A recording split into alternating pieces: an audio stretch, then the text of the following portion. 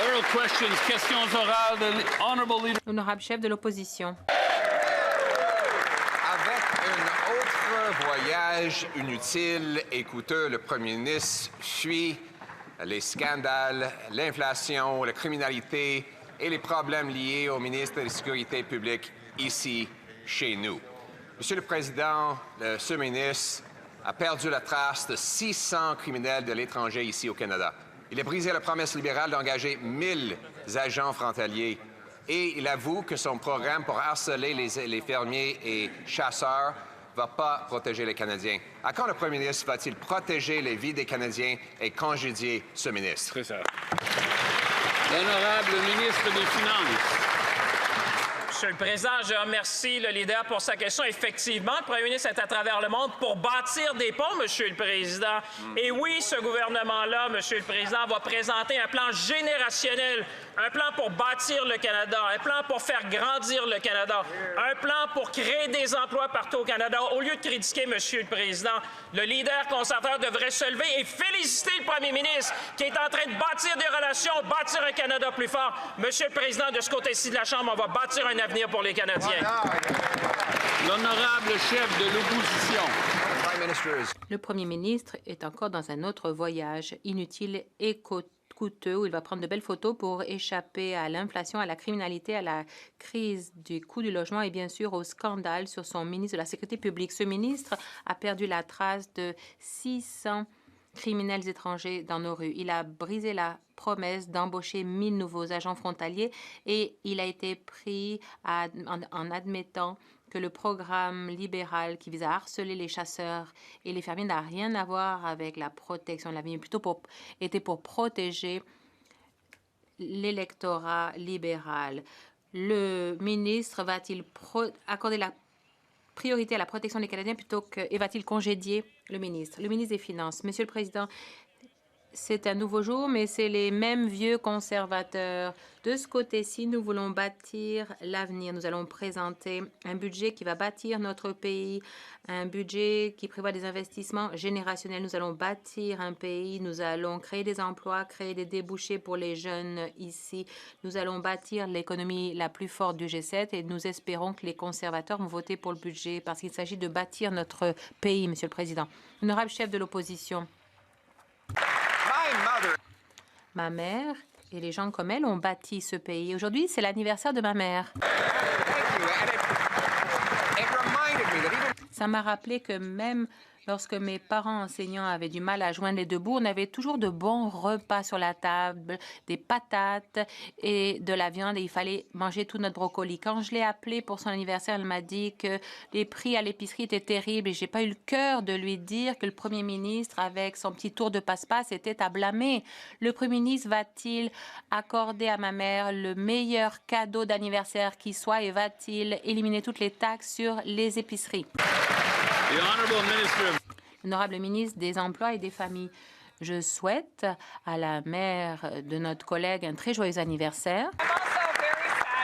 Mais je suis très triste de lui apprendre que son fils a voté contre le programme alimentaire dans les écoles. Monsieur le Président, elle serait très déçue de l'apprendre quand j'étais là et que j'ai parlé aux enseignants et aux bénévoles, que j'ai rencontré des élèves. Ils m'ont dit comment ce programme avait aidé les étudiants, notamment ça les avait aidés à atteindre leurs objectifs et devenir de grands professionnels pour notre pays. L'honorable chef de l'opposition, eh bien, ma mère, en tant que remplaçante, parfois enseignait les mathématiques et elle n'aimerait pas beaucoup le rapport du directeur parlementaire du budget aujourd'hui qui nous révèle que ce premier ministre est plus coûteux que même Justin Trudeau. Le DPB nous dit que le déficit est maintenant 2 tiers plus élevé que celui que Trudeau nous a légué. Au cours des 5 prochaines années, ce premier ministre aura ajouté 300 milliards de dollars de dettes inflationnistes supplémentaires. 2 fois plus que ce que Trudeau aurait ajouté. Tout cela, ça va faire empirer le coût de la vie pour les Canadiens. Comment est-il possible qu'un premier ministre ait pu être plus coûteux que Trudeau? L'honorable ministre des Finances. Monsieur le Président, permettez-moi de commencer par souhaiter bon anniversaire à la mère du chef de l'opposition. Je suis sûre qu'elle regarde la télé aujourd'hui. Il n'a pas des questions. J'ai de bonnes nouvelles pour sa mère, Monsieur le Président. Nous avons baisser les taxes et les impôts de 22 millions de Canadiens. Je ne connais pas sa mère, mais je sais que dans son cœur, elle doit être fière de ce gouvernement libéral qui a sabré dans les taxes et les impôts. Nous nous battons pour les familles. Nous allons bâtir l'économie du 21e siècle. The honorable leader. Honorable chef de l'opposition, Monsieur le Président, je peux vous confirmer qu'il ne connaît vraiment pas ma mère, effectivement. En fait, ma mère savait mieux boucler son budget. Elle devrait peut-être même venir ici et devenir ministre des Finances elle-même. Oui, sure. On n'aurait pas ce rapport du DPB qui nous montre que le gouvernement a ajouté 1/3 de billions de dollars en déficit supplémentaire. Nous savons que chaque dollar que dépense le Premier ministre vient de la poche des Canadiens qui l'ont durement gagné. Comment se fait-il qu'ils ne le savent pas? La ministre des Emplois et des Familles. Écoutez, puisqu'on parle des mères, moi, ce que je sais, c'est que chaque mère sait qu'aucun enfant ne devrait avoir faim. Donc, c'est décevant de voir que les députés d'en face, dont bon nombre sont mères, elles aussi, ont voté contre le programme de nutrition dans les écoles, grâce auquel aucun enfant n'irait à l'école le ventre creux. Il faut toujours être là pour défendre les familles canadiennes. Honorable chef de l'opposition, eh bien, Pour enseigner, c'est de garder les promesses faites. Le premier s'est promis de dépenser moins, mais aujourd'hui, le directeur parlementaire du budget a montré que ce premier ministre va dépenser 2/3 de plus dans son déficit inflationniste. Un autre 300 milliards de dollars, 1/3 d'un billion de dollars de déficit qu'il va ajouter. C'est 2 fois plus élevé que Justin Trudeau. Ça va causer l'inflation et gonfler les prix. Pourquoi les Canadiens qui ne peuvent même pas nourrir leur famille doivent nourrir la dette de ce premier ministre irresponsable? Bravo! L'honorable ministre des Finances. Monsieur le Président, je voudrais encore parler. Si la mère du leader de l'opposition écoute, je ne voudrais pas lui dire, par contre, que le leader de l'opposition a voté contre le programme des garderies, Monsieur le Président. Je voudrais surtout pas dire à sa mère qu'il va voter contre le plan dentaire canadien, Monsieur le Président. Je voudrais pas dire à sa mère qu'il a voté contre l'assurance médicaments, Monsieur le Président. Je voudrais pas dire à sa mère non plus qu'il a voté contre l'alimentation scolaire, Monsieur le Président. De ce côté-ci de la Chambre, on va toujours être là pour les Canadiens et Canadiennes, et même la mère du leader le sait. L'honorable député de Saint-Jean. Monsieur le Président, la Poste, c'est un service essentiel. Mais la réforme de Poste Canada que vient d'annoncer le fédéral semble l'oublier complètement, oubliant du même coup des milliers de Québécois. Il y a des personnes aînées qui ont besoin de recevoir leur courrier à domicile, notamment hors des grands centres. Il y a des personnes en situation de handicap qui s'inquiètent aussi. Est-ce que le gouvernement peut garantir à tous les Québécois qui se sentent abandonnés aujourd'hui qu'ils continueront à recevoir les services à domicile qu'ils méritent? Bravo! L'honorable ministre de la Transformation du gouvernement. D'abord, merci beaucoup, Monsieur le Président, et merci à ma collègue pour sa question. Je suis entièrement d'accord avec elle. Poste Canada est un service essentiel pour tous les Canadiens d'un bout à l'autre du pays. C'est pourquoi aujourd'hui, on va de l'avant avec des réformes qui sont nécessaires pour assurer une viabilité à long terme pour Poste Canada. Quant à sa question, alors qu'on lève le moratoire sur l'imposition de boîtes postales communautaires, Poste Canada a un service en place, un programme d'adaptation pour s'assurer que les Canadiens plus âgés ou avec des handicaps puissent avoir accès à leur courrier. On veut s'assurer que tous les Canadiens auront accès à leur courrier et que Poste Canada ait un avenir viable. Merci, Monsieur le Président. L'honorable député de Saint-Jean. Monsieur le Président, les régions aussi sont abandonnées dans la réforme de Poste Canada par le fédéral. Ottawa annonce aujourd'hui qu'il met fin au moratoire sur la fermeture de bureaux de poste ruraux, un recul de 30 ans. Sauf qu'en région éloignée, la population dépend des services de Poste Canada, notamment pour la livraison de médicaments. On ne peut absolument pas réduire l'offre de services en milieu rural alors que c'est souvent le seul service qui existe. Est-ce que le gouvernement va s'assurer que les Québécois des régions ne soient pas abandonnés? L'honorable ministre de la Transformation du gouvernement. Merci, Monsieur le Président. La réponse courte, c'est oui. On va s'assurer que tous les Québécois, que tous les Canadiens en milieu rural, éloigné, dans les communautés autochtones, aient accès aux services de Poste Canada. C'est une priorité pour notre gouvernement. Et il faut savoir que le moratoire qu'on lève aujourd'hui a été créé dans les années 90, couvre 4 000 emplacements, des emplacements qui étaient ruraux à l'époque, qui sont maintenant devenus des banlieues, parfois même des villes. C'est ces endroits-là qui sont visés, pas les communautés rurales et éloignées. Je veux rassurer ma collègue. Merci. L'honorable député de Laurentides-Labelle. Monsieur le Président, moderniser Poste Canada ne devrait pas équivaloir à abandonner les Québécois des régions, les personnes à mobilité réduite. Le ministre n'a pas consulté adéquatement les Québécois et arrive aujourd'hui avec ce qui ressemble à une réforme fédérale mur à mur, qui ne tient pas compte des besoins spécifiques sur le terrain. Il doit s'assurer que les personnes à mobilité réduite continueront de recevoir aussi rapidement leur courrier chez elles. Et il doit garantir qu'il n'y aura aucune diminution de services en région. Est-ce qu'il prend l'engagement de le faire? L'honorable ministre de la Transformation du gouvernement. Absolument, Monsieur le Président. Je veux rappeler à ma collègue, en ce moment au Canada, c'est 77 des Canadiens qui reçoivent leur courrier dans des boîtes postales communautaires. Il reste 4 millions d'adresses qu'on vise à transitionner vers des boîtes postales communautaires. Mais alors qu'on fait la transition, comme Poste Canada l'a fait par le passé, on va s'assurer que les Canadiens à mobilité réduite aient accès à un service pour s'assurer qu'ils aient accès à leur courrier s'ils ne sont pas capables de se rendre à une boîte postale communautaire. Mais je veux simplement rappeler, depuis 2018, Poste Canada a perdu 5 milliards en déficit accumulé. On a dû injecter 1 milliard. La société perd 10 millions par jour. Il est temps d'agir pour sauver Poste Canada. Merci, Monsieur le Président. L'honorable député de Thornhill. Monsieur le Président, comment on appelle une personne qui dit une chose en public mais qui admet exactement le contraire en privé? La plupart des Canadiens ont leurs propres termes pour désigner cela, mais ici, on appelle simplement ça des libéraux. Le ministre de la Sécurité publique a admis que le programme de rachat de son gouvernement était une escroquerie à motivation politique qui ne fonctionnera tout simplement pas. C'est ce qu'il a dit. Il laisse les criminels errer dans nos rues et tirer dans nos quartiers pour pouvoir jouer à des jeux politiques.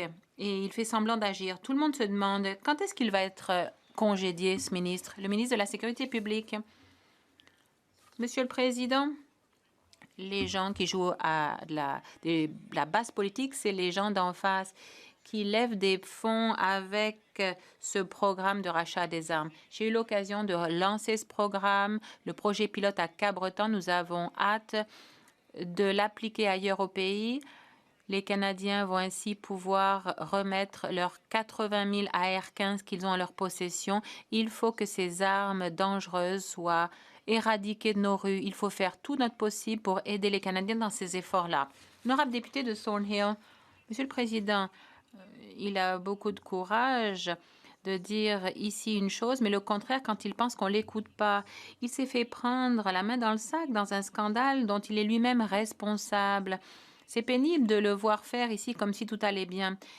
Il a admis que ce programme n'allait pas fonctionner, que personne n'allait y participer. C'est moins d'argent à investir dans nos agents aux frontières ou pour lutter contre les armes qui entrent de manière illégale. J'ai une question pour le Premier ministre. Pourquoi est-ce qu'il garde ce type ici? Le ministre de la Sécurité publique, Monsieur le Président, nous avons un plan global pour lutter contre les armes à feu. Ça commence par le programme lancé cette semaine. Nous allons investir 1,3 milliard à nos frontières pour augmenter les capacités de scannage et pour doter les forces de l'ordre d'outils supplémentaires. Nous allons embaucher 1000 nouveaux agents frontaliers et agents de la GRC. Si le parti d'en face prend cette question au sérieux, il devrait appuyer notre projet de loi C2 pour qu'il soit envoyé en comité. Monsieur le Président, l'honorable député de Pénoka-Didsbury, dans un enregistrement divulgué cette semaine, le ministre de la Sécurité publique a dit la vérité et a admis que le programme de récupération n'allait pas fonctionner. Il ne va pas améliorer la sécurité, il va coûter très cher et il est purement politique. Mais à CTV, il a réfuté ses propos en disant que c'était juste une petite plaisanterie. Eh bien, prendre le bien des gens sans les consulter, c'est pas drôle, c'est pas une plaisanterie. Gaspiller plus de 700 millions de dollars à des fins politiques, c'est pas drôle. Et diaboliser les Canadiens respectueux de la loi, ce n'est pas drôle non plus. La seule chose qui soit drôle ici, c'est que le ministre a toujours son travail. Quand le Premier ministre va-t-il le renvoyer? Honorable ministre de la Sécurité publique, Monsieur le Président, les Canadiens respectueux des lois suivent la loi. Nous avons lancé un programme cette semaine pour aider ces Canadiens qui respectent la loi pour qu'ils puissent remettre leurs AR-15 et autres armes interdites pour se faire dédommager. C'est une façon juste de traiter ces Canadiens respectueux de la loi. Ça permet d'assurer la sécurité de nos rues. Ça correspond au travail que nous faisons aussi à la frontière, 1,3 milliard d'investissements. Le projet de loi C2 dont la Chambre est saisie va dans ce sens et nous ajoutons aussi 1000 nouveaux agents frontaliers et agents de la GRC. Le député de Selkirk, Interlake Eastman. Eh bien, les représentants du gouvernement iranien n'ont pas pu entrer au Canada parce qu'ils ont été accusés de parrainer le terrorisme. Mais nous avons eu plusieurs cas en suspens devant le ministre de la Sécurité. On sait maintenant qu'il a perdu la trace de 600 criminels étrangers reconnus coupables d'actes graves. Le ministre a un travail, assurer la sécurité des Canadiens. Quand le premier ministre va-t-il renvoyer ce ministre de la Sécurité publique incompétent? L'honorable ministre de la Sécurité publique. Monsieur le Président, l'année dernière, la SFC a renvoyé 18 000 personnes qui n'étaient pas admissibles, qui ne pouvaient pas rester au Canada. Cette année, il s'agira de près de 20 000 personnes qui seront renvoyées. Nos travailleurs des premières lignes font un excellent travail. Je les remercie pour leur travail. Nous allons ajouter 1000 nouveaux membres de la SFC pour que notre frontière soit encore plus sécuritaire que jamais. Merci. Honorable député de Swift Current Grasslands, Kindersley. Monsieur le Président, il n'a pas fallu longtemps aux Canadiens pour constater que le ministre de la Sécurité avait échoué plusieurs fois dans son travail. Il avait dû se récuser de certaines discussions sur la sécurité frontalière. Il s'est servi à des fins politiques d'un programme de confiscation des armes dont il a admis lui-même qu'il n'allait pas fonctionner. Et maintenant, il a perdu la trace de 600 étrangers ayant un casier judiciaire et qui devraient être expulsés. Le premier ministre n'est pas en mesure d'assurer la sécurité. Il a déjà commis 3 fautes. Quand est-ce qu'on va s'en débarrasser? Le premier ministre va-t-il congédier son ministre incompétent? Nous avons eu les tragédies de la Mosquée de Québec, de Polytechnique, de Portapique. Nous avons eu des fusillades à différentes régions de notre pays. Les Canadiens ont été très clairs. Ils voulaient que l'accès à ces armes à feu de style d'assaut soit éliminé. Ce qui distingue notre parti de ce parti en face, c'est que nous, à travers toutes ces tragédies, nous avons exprimé notre désir d'éliminer ces armes dangereuses. Eux, ils ont refusé d'écouter ce que les Canadiens nous disaient à ce sujet. Il faut qu'ils écoutent les Canadiens et prennent la question de ces fusils d'assaut au sérieux.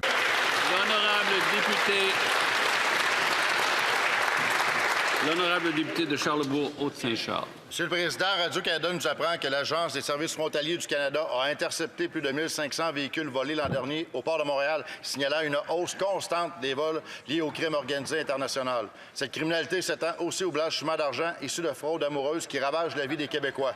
Le premier ministre justifie de garder le ministre de la Sécurité publique en poste alors qu'il ne comprend pas ce qui se passe au pays et sait que ces organisations criminelles sont soupçonnées par les services de renseignement de financer des activités terroristes et d'avoir des liens avec le Hezbollah.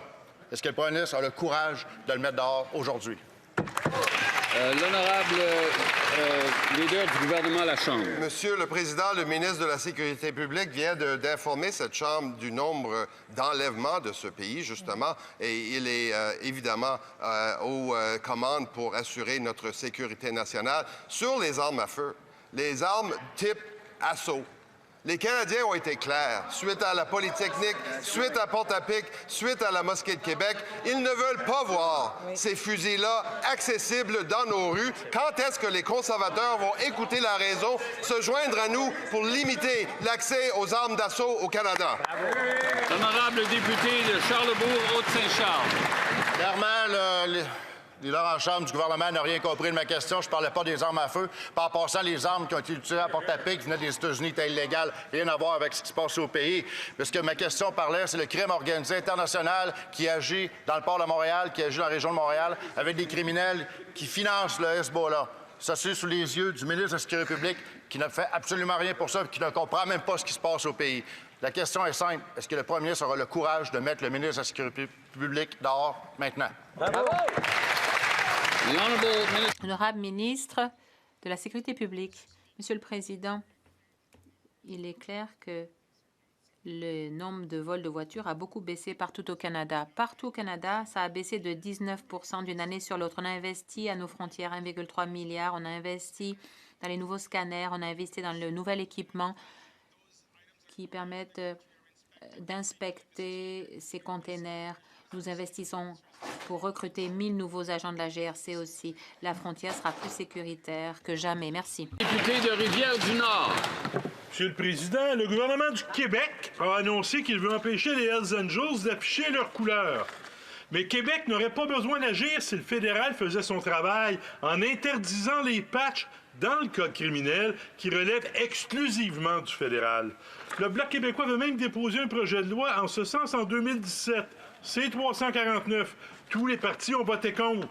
Québec se retrouve donc encore obligé de faire le travail du fédéral parce qu'aucun parti ici n'a le courage d'en découdre avec le crime organisé. Le gouvernement va-t-il enfin prendre ses responsabilités et interdire le port d'emblèmes d'organisations? L'honorable ministre de la Justice. Monsieur le Président, avant de commencer, je veux remercier ma collègue pour la question. Comme le député savait très bien, nous avançons de nouveaux projets de loi pour protéger la communauté qui expérience la haine de notre communauté. This piece of legislation, Mr. Speaker, includes... Notre projet de loi inclut la criminalisation de la promotion volontaire de la haine qui utiliserait ces symboles. Ces groupes sont associés à des organismes criminels. Député de Rivière-du-Nord. Monsieur le Président, le projet de loi C9 du gouvernement veut interdire le port de la croix gammée. Il veut aussi interdire le port de symboles liés aux groupes inscrits à la liste d'entités terroristes. Mais il n'a pas le courage de faire exactement la même chose pour les groupes criminels tels que les Hells Angels. Les patchs des Hells représentent le crime organisé, le meurtre, la montée de la violence liée aux gangs qui inquiètent les Québécois. Il nous semble que c'est assez haineux comme symbole pour que les libéraux l'interdisent. Qu'attendent-ils pour agir? Bravo! L'honorable ministre de la Justice.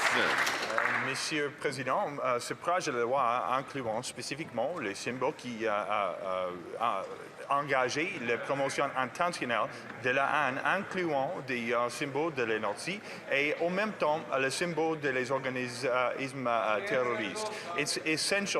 Il est essentiel, Monsieur le Président, que les décisions sur les organismes à traiter comme étant terroristes soient prises de manière indépendante par l'appareil judiciaire.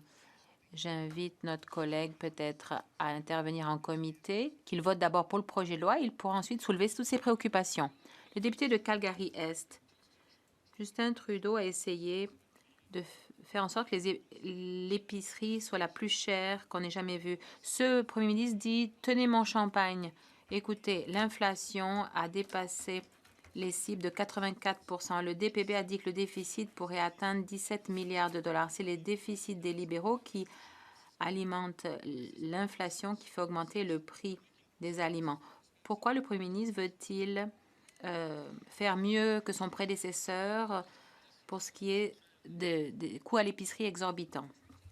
La ministre, le programme alimentaire dans les écoles fait économiser à peu près 800 $ aux familles qui en bénéficient chaque année. C'est un bel exemple du travail que nous avons fait pour que les Canadiens aient une vie plus abordable. Le plan des soins dentaires dans ma circonscription a changé la vie des petits entrepreneurs ou des artistes qui, pendant plusieurs années, n'avaient pas été chez le dentiste et qui, pour la toute première fois, ont pu avoir accès à des soins abordables. C'est le genre d'aide auquel s'attendent les familles et c'est ce qu'ils obtiennent avec notre gouvernement libéral. Le député de Calgary-Est, ce programme alimentaire alimente la bureaucratie, pas nos enfants. Ce ministre des Finances a annoncé en fanfare qu'il allait réunir tous les gros de l'épicerie pour leur dire quoi faire en disant « Ah, vous devriez faire baisser les prix à l'épicerie, sinon attention ».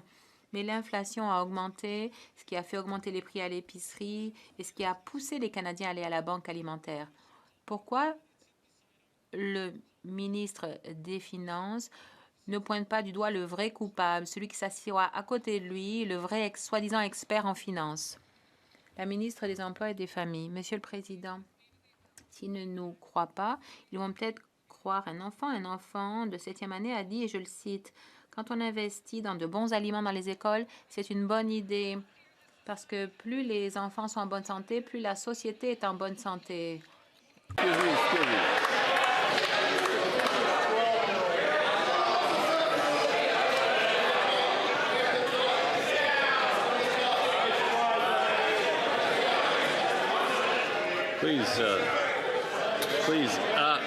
S'il vous plaît, chers collègues. J'aimerais écouter ce que cet enfant de 12 ans avait à dire. Vous pouvez recommencer au début. Monsieur le Président, quand un étudiant de 7e année... Chers collègues, attendez. Écoutez. Un instant, Madame la ministre, je ne peux pas vous entendre. Je ne peux pas vous entendre.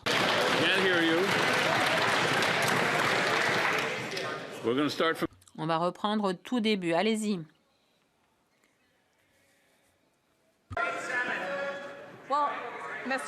Monsieur le Président, commençons donc par donner voix aux enfants qui défendent les voix de leurs camarades. Voilà ce que m'a dit ce jeune en 7e année. Quand on investit dans des programmes pour des aliments sains, c'est important parce que plus les enfants sont en santé, plus la société est en santé. C'est important ce programme pour moi parce que les enfants devraient être en santé. Vous savez quoi, Monsieur le Président, je suis très fière qu'un étudiant de 7e puisse faire preuve d'autant de compassion. Il sait que ses camarades et lui méritent les meilleures chances qui soient. Les conservateurs en face rient face à la compassion de nos enfants.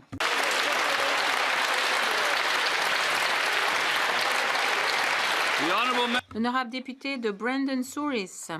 Ce ministre est si déconnecté de la réalité qu'elle ne comprend pas que ses enfants ont toujours faim le soir et en fin de semaine et pendant l'été, pendant les vacances, parce que leurs parents n'ont pas les moyens de les nourrir à cause des politiques et des déficits inflationnistes de ce gouvernement. 48%, l'inflation a augmenté 48% plus vite qu'aux États-Unis depuis l'arrivée de ce Premier ministre. Il a dit qu'on allait le juger en fonction des prix à l'épicerie. Eh bien, le verdict est tombé. Les gens sont plus nombreux à aller à la banque alimentaire ou à sauter des repas. C'est un F pour ce gouvernement. Les libéraux vont-ils voter pour notre motion pour qu'on arrête ces taxes inflationnistes qui vont faire baisser les prix à l'épicerie? Le ministre, le leader à la Chambre. Monsieur le Président, on vient d'être témoin de quelque chose d'assez choquant ici. D'abord, le porte-parole en matière de finances du Parti conservateur s'est levé et a dit que nous étions en train d'alimenter la bureaucratie plutôt que les enfants. Écoutez, j'aimerais qu'ils viennent dans les écoles élémentaires où j'ai moi-même servi le petit déjeuner aux enfants. Et ils pourraient voir les yaourts, les tranches d'orange et les œufs que j'ai distribué à ces enfants. Et aux députés, je dirais non, nous n'allons pas voter pour cette motion. Nous sommes assez occupés ici à aider les Canadiens et à chaque fois, ils votent contre nos mesures. L'honorable député de Richmond-Arthabasca. Merci, Monsieur le Président. Le Premier ministre a dit que les Canadiens le jugeraient selon le coût de l'épicerie. Le directeur parlementaire du budget a révélé que le déficit allait être le double de ce qui était promis il y a 6 mois. Le premier ministre globe-trotteur réalise-t-il que chaque dollar qu'il dépense vient de la poche des Canadiens et des Canadiennes? Le premier ministre se rend-il compte que la promesse rompue de doubler le déficit fait augmenter et exploser les prix de l'épicerie? Bravo. L'honorable leader du gouvernement à la Chambre. Président, puisqu'il est question aujourd'hui d'alimentation scolaire, j'invite mon collègue d'appeler, ça prend pas longtemps, le Club des petits déjeuners du Québec. Oui. Excellent organisme qui va dans les écoles, fournit des oranges, du yogourt, des œufs, des gaufres. Des fois même, il pourrait inviter le député à aller voir l'impact sur le terrain et la capacité d'apprendre de nos jeunes au sein des écoles. Ça, c'est des appuis et de l'aide que souhaitent les Canadiens et non de la rhétorique conservatrice du libre marché. Honorable député de Richmond-Arthabasca. Monsieur le Président, j'ai aucune leçon de prendre du leader. Je viens de mettre sur pied une aide alimentaire pour les écoles chez nous avec des amis. Alors, je pense que le leader peut le faire pour la leçon. Le premier ministre a dit aux Canadiens qu'il allait être jugé selon le coût de l'épicerie. Malheureusement pour lui, c'est un échec total. Le bœuf, 33 d'augmentation. Soupe, 26. Café, 22. Monsieur le Président, le premier ministre a échoué. Son équipe a échoué avec la même équipe libérale. Est-ce que le premier ministre peut faire un budget respectueux?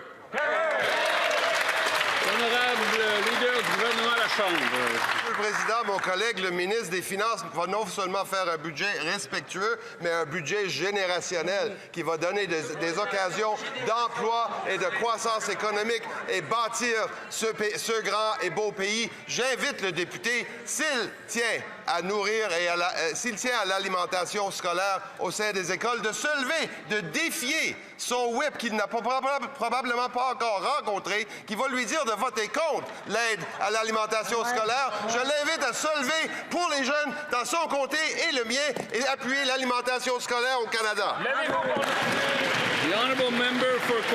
Le député de Coquitlam, Port Coquitlam.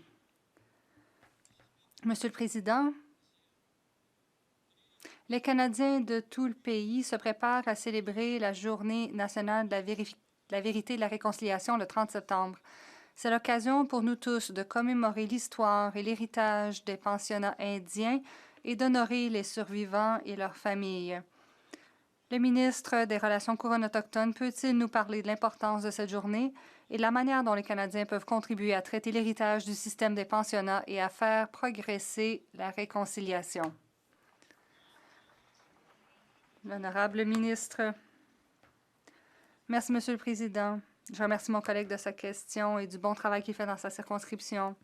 Lors de la Journée nationale de la vérité et de la réconciliation, nous rendons hommage aux enfants qui ne sont jamais rentrés chez eux, aux survivants et à leurs familles et aux communautés qui vivent avec l'héritage des pensionnats. Notre gouvernement reste déterminé à faire progresser la réconciliation. Nous avons établi ce jour férié en 2021. Depuis, notre gouvernement a soutenu des centaines d'événements communautaires tous les 30 septembre, y compris 339 mardis partout au pays.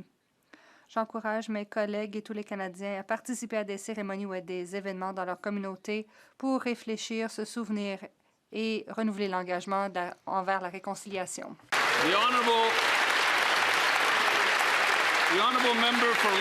Le député de Long Range Mountain. Monsieur le Président, chaque dollar dépensé par le premier ministre augmente le déficit et fait grimper le prix des denrées alimentaires pour les familles canadiennes. En fait, le directeur parlementaire du budget a révélé que le déficit serait plus élevé que ce qu'il avait promis il y a seulement 6 mois. Les déficits galopants font grimper le prix de tout ce que nous achetons. Il s'agit d'une taxe imposée aux familles de travailleurs. Le premier ministre a déclaré que nous pouvions le juger en fonction des prix à l'épicerie. Quand le premier ministre admettra-t-il enfin qu'il s'agit là d'une autre promesse non tenue? Le secrétaire d'État. Monsieur le Président, j'ai préparé des budgets dans le secteur privé. Le chef conservateur, lui, n'a jamais fait cela. J'appartiens à un gouvernement qui va présenter un plan pour réduire les dépenses opérationnelles afin que nous puissions investir plus dans notre pays, construire notre économie, l'économie la plus forte des pays du G7. Monsieur le Président, le parti de l'autre côté se bat contre toutes les mesures d'abordabilité que nous avons présentées. Honte à eux. Le député de Long Range Mountain.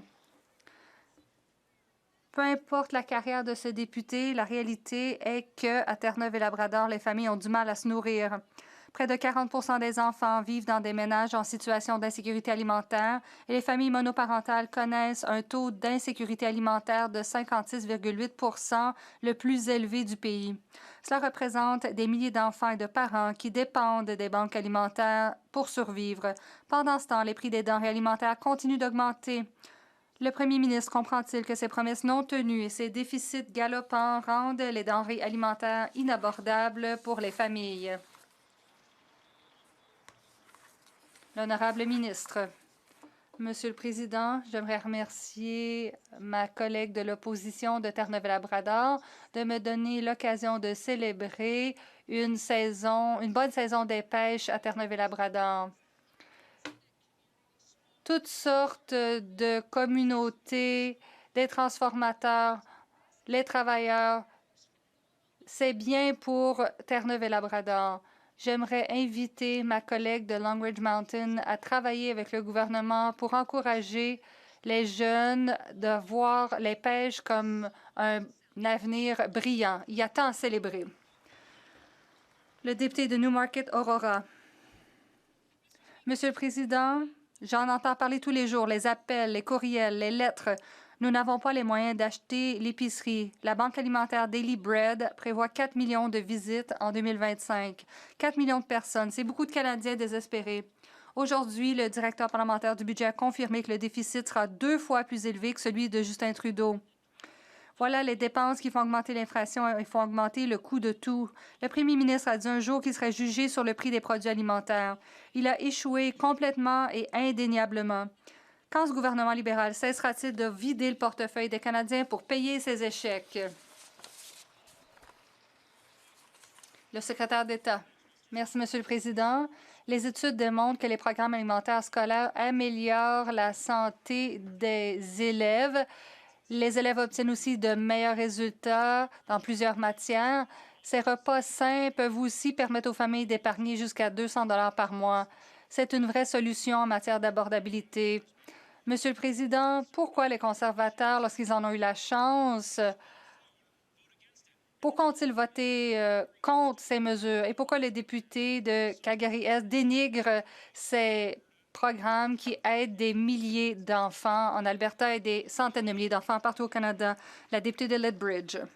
Monsieur le Président, après 10 années de ce gouvernement libéral, les Canadiens ne peuvent plus se nourrir. Imprimer de l'argent a entraîné une taxe de l'inflation qui a fait augmenter les prix à l'épicerie. La taxe carbone industrielle a augmenté le prix de l'agriculture. Et les taxes d'emballage ont aussi augmenté le prix des aliments. Les familles ont de la difficulté et les plus touchés sont les enfants. À Lethbridge, le recours aux banques alimentaires chez les enfants a augmenté de 150 % au cours des 4 dernières années. 150 %.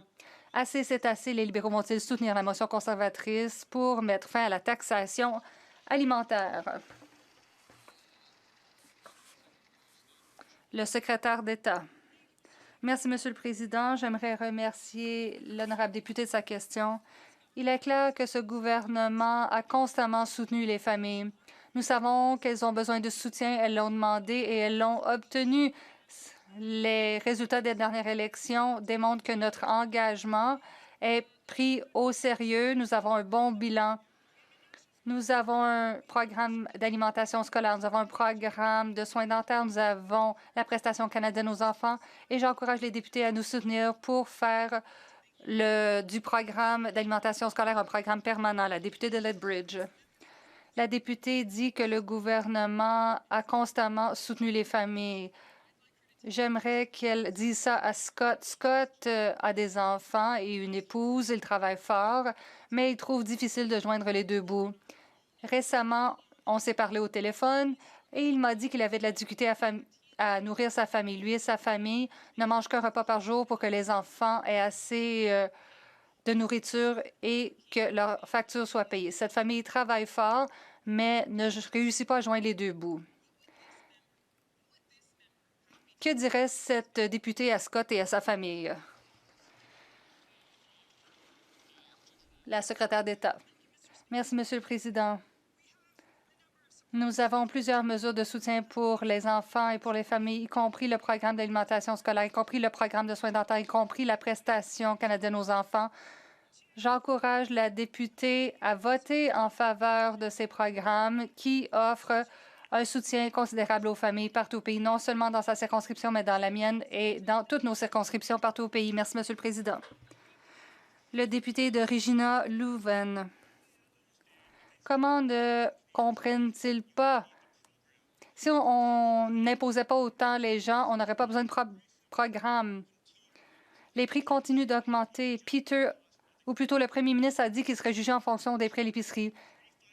35 % des enfants de la Saskatchewan vivent dans l'insécurité alimentaire. Quand les libéraux vont-ils mettre fin à la taxe carbone industrielle, mettre fin à la deuxième taxe carbone afin que les Canadiens puissent nourrir leurs familles?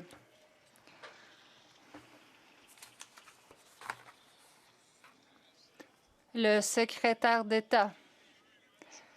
Merci, Monsieur le Président.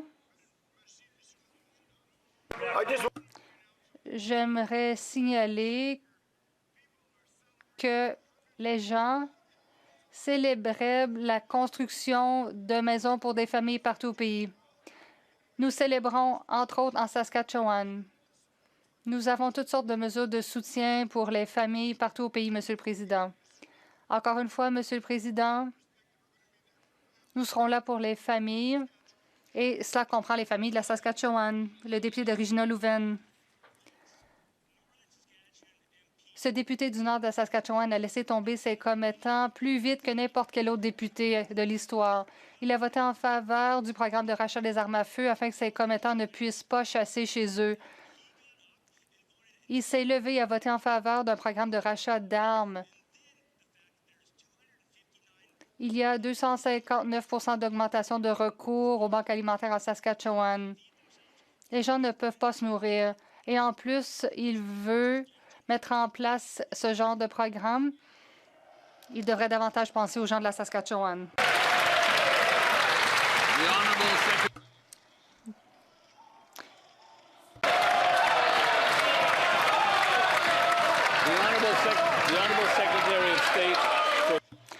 Le secrétaire d'État.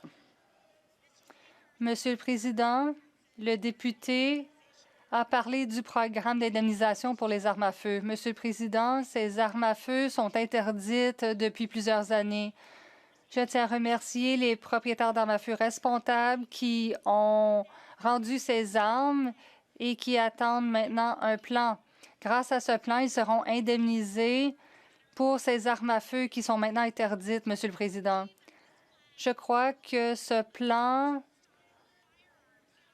fera en sorte qu'il n'y aura plus d'armes à feu de type d'assaut dans nos communautés. C'est très important.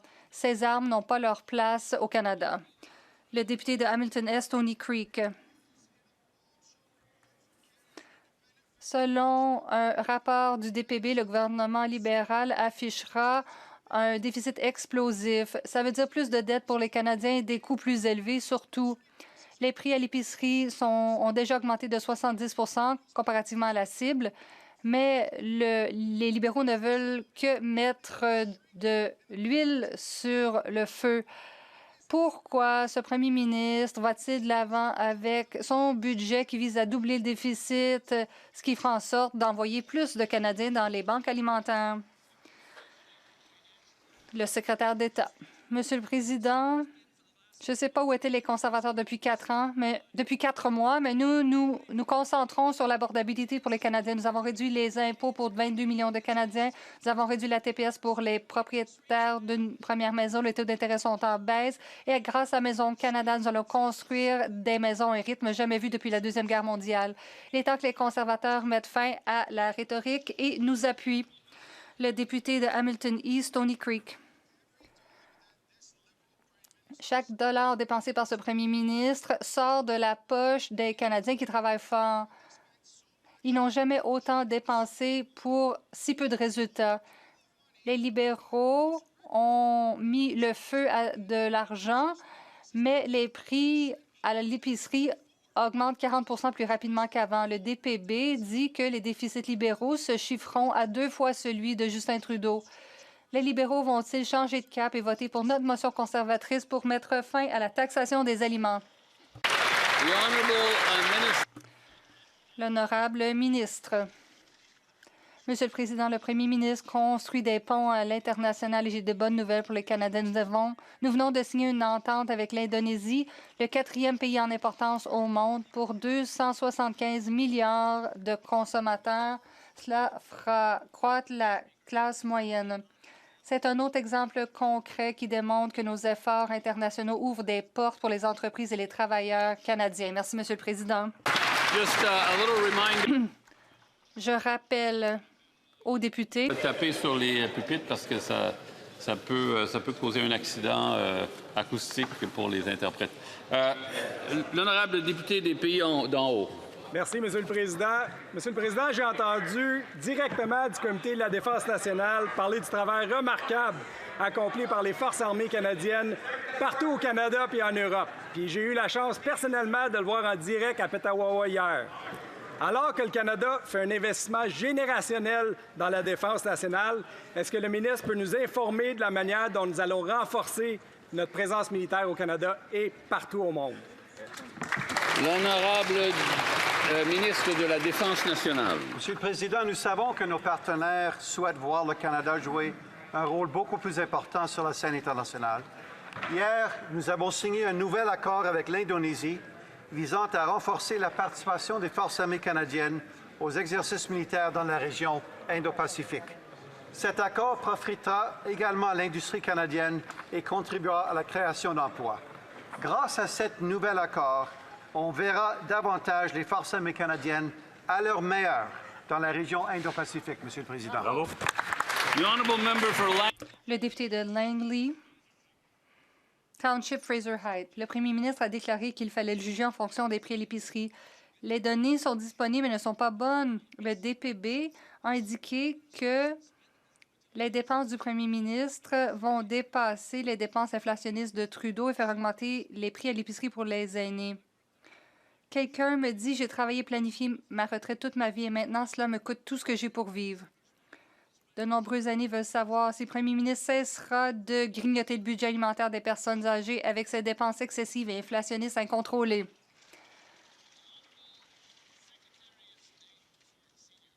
Le secrétaire d'État. Monsieur le Président, les aînés qui ont construit ce pays ne devraient jamais avoir à choisir entre l'épicerie et le chauffage. J'ai parlé à des aînés dans ma circonscription en Colombie-Britannique et ils sont fiers de ce que fait ce gouvernement. Nous prenons des mesures pour aider les aînés. Nous réduisons les tracasseries administratives, nous construisons plus vite, nous offrons des soins dentaires aux aînés. 2 millions se sont déjà inscrits. De ce côté-ci de la Chambre, nous avons un bon bilan. De l'autre côté, ils ont l'habitude d'augmenter l'âge de la retraite et de laisser tomber les aînés. De ce côté-ci, les aînés peuvent faire confiance au gouvernement. Le député de Kitchener Centre. Monsieur le Président, le premier ministre a dit que les Canadiens pourraient le juger en fonction des prix à l'épicerie. En raison des dépenses libérales, 2 sacs d'épicerie coûtent maintenant 150 $.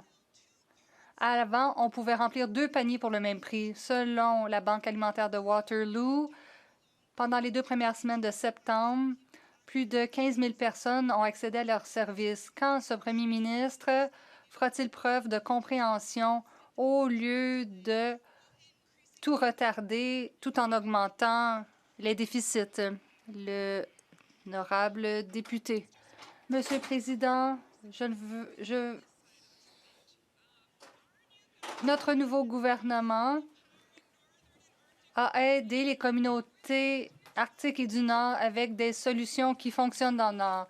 Par exemple, à Inuvialuit, on distribue de la viande sauvage et des baies afin que les familles puissent se nourrir toute l'année. Aussi, nous avons offert 5 500 producteurs avec des congélateurs. L'honorable député de Montmorency-Charlevoix. Monsieur le Président, dans Montmorency-Charlevoix, le prix de l'épicerie explose. Et pour mieux comprendre le phénomène, j'ai appelé Simon Plante de Polyculture Plante à l'île d'Orléans, lauréat du prix des jeunes agriculteurs élites de l'année en 2024. Un gars qui connaît ça. Qu'est-ce qu'il me disait? Paperasserie étouffante, les nouvelles réglementations année après année, le coût de transport qui monte en flèche, la taxe carbone qui alourdit la facture. Le résultat, les producteurs et les familles en payent le prix. Est-ce que les libéraux vont appuyer notre plan, couper les taxes et la bureaucratie pour permettre la nourriture d'être abordable? L'honorable ministre. Merci, Monsieur le Président. Il y a quelques semaines, j'ai eu l'occasion de visiter un complexe de Imperial Oil en Alberta. Il transforme le canola en biocarburant. C'est sans précédent. Une entreprise travaille à réduire les émissions de GES et à utiliser notre canola pour trouver des solutions pour nos citoyens. On parle d'une mesure pour réduire les GES. Alors, je félicite Imperial Oil. Le député de Cumberland-Colchester. Monsieur le Président, cette semaine est la semaine de l'égalité des sexes. Une semaine décidée à reconnaître les progrès que nous avons accomplis et le travail qui reste à faire. Le ministre de la Condition féminine et de l'égalité des sexes et secrétaire d'État aux petites entreprises peut-elle dire à la Chambre ce que fait notre nouveau gouvernement pour faire progresser l'égalité et créer un Canada plus équitable et plus sûr pour tous? L'honorable ministre.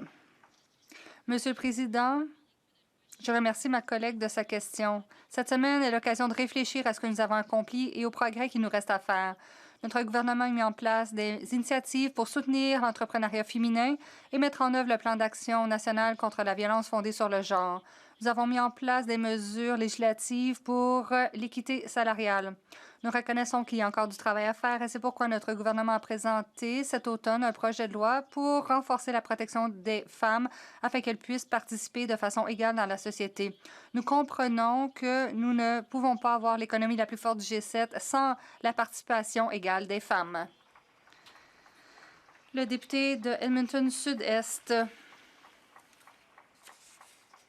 Monsieur le Président, le premier ministre a dit que les Canadiens pourraient les juger en fonction des prix à l'épicerie, mais après 10 ans de gouvernement libéral, les Canadiens n'ont pas les moyens de se nourrir en raison de la taxation des aliments. Le recours aux banques alimentaires a doublé depuis 5 ans. Le prix du café a augmenté de 22 les raisins 24 tout ça en raison de la taxation sur les emballages et de la taxe carbone. Les libéraux vont-ils voter pour notre motion et mettre fin à la taxation des aliments? Le secrétaire d'État. Monsieur le Président, le 4 novembre, nous allons déposer un plan qui dépensera moins dans les opérations du gouvernement pour investir plus dans le pays. Nous allons investir dans des projets d'envergure. Nous allons créer l'économie la plus forte du G7.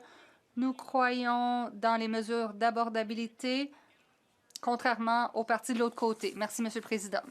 Le député de Rosemont, la petite patrie.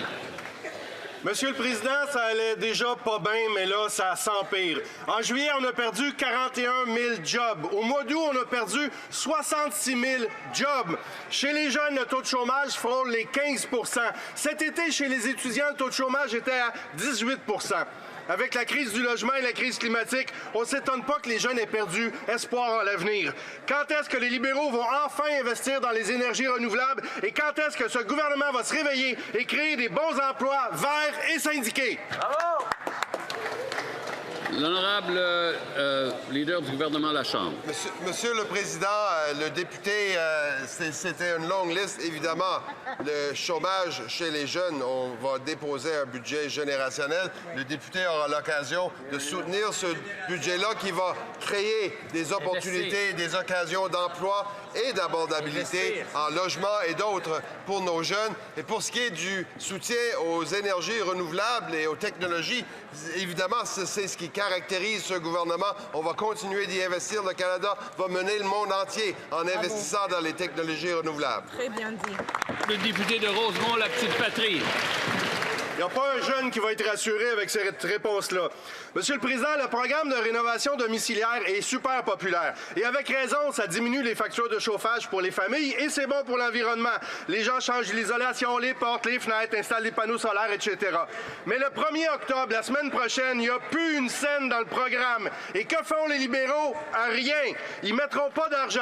Tant pis pour l'environnement, tant pis pour les familles qui voulaient faire des rénaux, qui s'arrangent. Est-ce que les libéraux vont investir dans ce programme qui aide les familles? L'honorable ministre de l'Environnement et du Changement climatique. Monsieur le Président, ça me donne l'opportunité à parler de comment on travaille bien avec les provinces pour donner des ressources aux Canadiens qui veulent rénover leur maison et leur rendre plus, à plus faible carbone. Alors, déjà, il y a 1 semaine, 2 semaines, j'étais à Manitoba. On travaille pour les gens qui ont moins nantis, pour les aider à faire ces rénovations sans payer un sou. Et maintenant, en Ontario, on aide pour les gens à faire ces rénovations aussi avec la province. On va travailler pour aider les Canadiens à chaque jour.